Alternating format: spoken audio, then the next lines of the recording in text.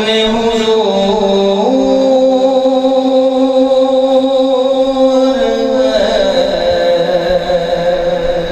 کے گمان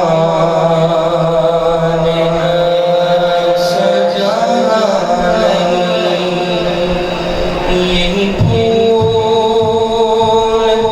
خار سے دور ہے، یہی شمع ہے کہ دھواں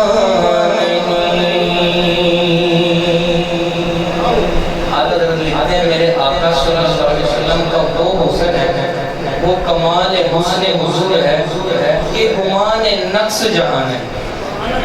کہتے ہیں اللہ تعالیٰ نے آپ کو اتنا کمال عطا بنایا تھا، اتنا حسن کمال درجے کا تھا کہ جس میں جو ہے نا ایک ہوتا ہے کسی بندے کے اندر جو ہے عیب ہونا، لیکن حضور علیہ السلام ایسی شخصیت ہے عیب ہونا تو دور کی بات، عیب کا جو ہے نا اس میں گمان بھی نہیں پایا جاتا۔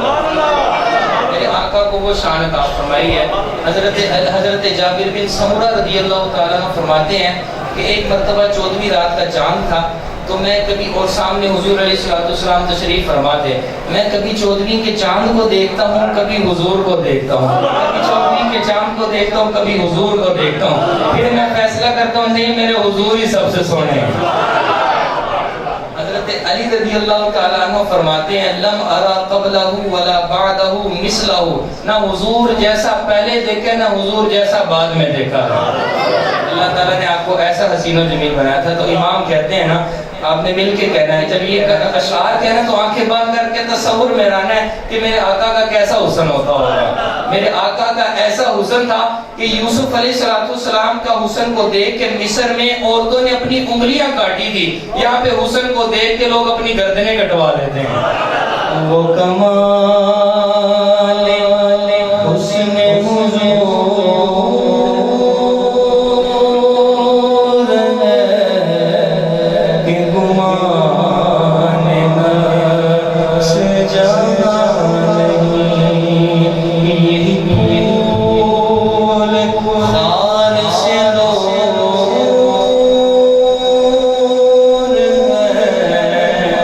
یہی شمع ہے کہ دھواں نہیں۔ کہتے ہیں یہ پھول خار سے دور ہے۔ حضور علیہ السلام ایسی خوشبو ہیں، ایسا پھول ہے کہ اس کے اندر کانٹے نہیں پائے جاتے، کانٹے کے بغیر پھول ہیں، اور کہتے ہیں یہی شمع ہے کہ دھواں نہیں۔ حضور علیہ السلام ایسی روشنی ہے جس کے اندر کوئی دھواں نہیں پایا جاتا۔ آگے لکھتے ہیں میں نثار تیرے کلام پر ملیوں تو کس کو زبان نہیں، میں نثار تیرے کلام پر ملیوں تو کس کو زبان نہیں، وہ سخن جس میں سخن ہو بیان ہے جس کا بیان نہیں۔ جب میں بھی بات دیکھی، حضور علیہ السلام ایک مرتبہ سیر کرتے ہوئے مدینے سے کچھ باہر گئے نا، تو ایک قافلہ تھا، اس میں سرخ اونٹ تھے، تو حضور علیہ السلام کو ایک سرخ اونٹ پسند آیا۔ حضور علیہ السلام نے کہا بیچو، بیچنے کی ساری بات ہی حضور علیہ السلام تشریف لے گئے۔ اب جب حضور تشریف لے کر گئے تو پیچھے لوگوں نے پوچھا کہ یار تیرا وہ اونٹ لے گئے ہیں تو بتا کیا تو نے ان سے کوئی ان کی شناخت کی ہے، کوئی ایڈوانس لیا ہے، کوئی پیسے لیا؟ کہا جی نہیں میں نے کچھ بھی نہیں لیا۔ کہا کہ یہ کیسے کیا، نہ جانتا ہے تو نے ایسے ہی اپنا اونٹ دے دیا؟ تو ان میں سے ایک شخص، واقعہ بہت طویل ہے، میں آپ کو اپنے گفتگو کی طرف لاتے ہوئے جو میرا بیان کا موضوع ہے، حضور علیہ السلام وہ کہنے لگا کہ جب وہ بولتے تھے نا تو ایسے لگتا تھا کہ سامنے پہاڑوں پہ ان کے عکس پڑنا شروع ہو گئے، اور ایک روایت میں جب وہ بولتے تھے تو حضور کے دانتوں سے نور کی کرنیں نکلا کرتی تھی، اس لیے کہتے ہیں میں سخن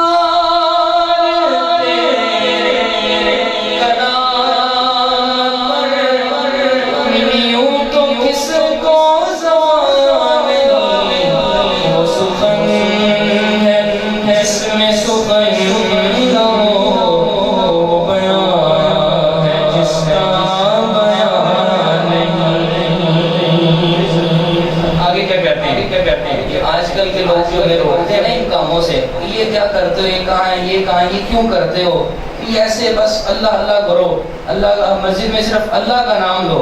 تو اعلیٰ حضرت نے ان کو جواب دیا، تم اللہ اللہ کرتے ہو، ہم تو حضور کے در کو جو مانتے ہیں، وہ حضور کا در تو گویا کہ اللہ تعالیٰ کا در ہے. اگر اللہ تک پہنچنا ہے تو مصطفیٰ کے بغیر کیسے پہنچ سکتے ہیں؟ لکھتے ہیں بخدا کا یہی ہے در، نہیں اور کوئی جو وہاں سے یہی آگے ہو، جو یہاں نہیں وہ وہاں نہیں. کہتے ہیں خدا کی قسم اللہ تبارک و تعالیٰ کا در یہی در مصطفیٰ ہے. بتائیں آپ نے کسی نے اللہ تعالیٰ کو دیکھا ہے؟ نہیں دیکھا. کس کے کہنے پہ اللہ کو ایک مانتے ہیں؟ صحابہ نے اللہ کو دیکھا تھا لیکن کیا کہتے تھے؟ اللہ ایک ہے. حضرت بلال حبشی رضی اللہ تعالیٰ عنہ کو ان کا مالک مارا کرتا تھا لیکن آپ پھر بھی حق حق کی صدا دیتے تھے. بتائیں بلال حبشی نے اللہ کو دیکھا تھا؟ نہیں. کہا مصطفیٰ نے کہہ دیا تو واقعی ایک ہوں گے. تو اسی لیے کہتے ہیں کہ خدا کی قسم اللہ کے در تک پہنچنا ہے تو یہی در مصطفیٰ ہے. کل قیامت میں جب اللہ تعالیٰ کہے گا نا محبوب اپنے امتیوں کو بخشوا کے اپنے ساتھ جنت میں لے جا، اس وقت تو سارے کہیں گے جی ہم بھی تھے، جی ہم بھی تھے. لیکن نہیں، جو ادھر ہے وہی ادھر ہے، جو یہاں نہیں وہ وہاں نہیں. یہاں پہ 12 ربیع الاول کو، ربیع الاول کے مہینے میں جو خوشیاں مناتے ہیں وہی ادھر حضور کے غلام ہوں گے. جو ادھر منہ جن کے چڑھتے ہیں ادھر ان کی نہیں بننی، ادھر انہی کی بنے گی جو یا رسول اللہ کے نعرے لگاتے ہوں گے. آگے میرے اعلیٰ حضرت فرماتے ہیں تیرے آگے یوں ہے دبے لچے فصحاء عرب کے بڑے بڑے، کوئی جانے منہ میں زبان نہیں بلکہ جسم میں جان. وقت بہت تھوڑا ہے ورنہ میں آپ کو اس کی مزید تشریح کرتا، اور یہ شعر ہے اس کی تشریح آپ کو کرنے کی جو ہے نا مجھے ضرورت نہیں پڑے گی. کیا کہتے ہیں؟ کروں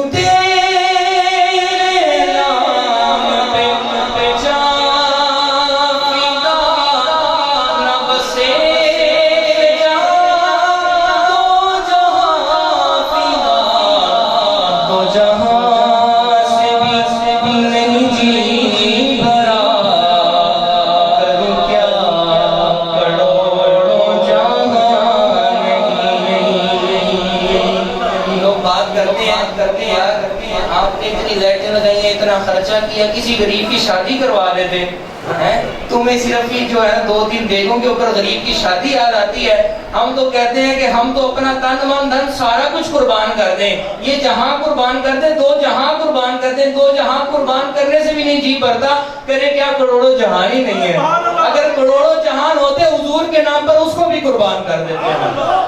آگے لکھتے ہیں کرمت اہل دور رضا پڑے اس بلا میں میری بلا، میں گدا اپنے کریم کا، میں گدا اپنے کریم کا، میرا دل پارائے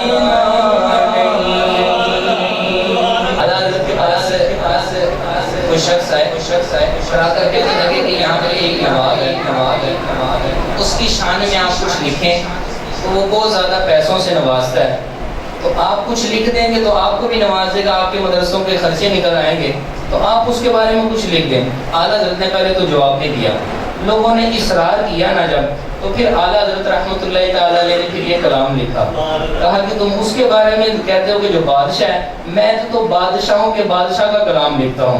لکھتے ہیں وہ کمال حسن حضور ہے. جب اینڈ پہ آتے ہیں نا پھر کہتے ہیں کروں مدح اہل دول رضا، اے رضا آپ کا تخلص تھا رضا کا، رضا میں دولت مندوں کی، پیسے والے لوگوں کی جو ہے نا ثناخوانی، پیسے والے لوگوں کے بارے میں لکھوں اپنے اشعار، ایسا نہیں ہو سکتا.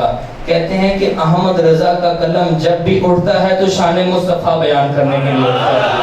کرمت اہل دول رضا کہتے ہیں پڑے اس بلا میں میری بلا،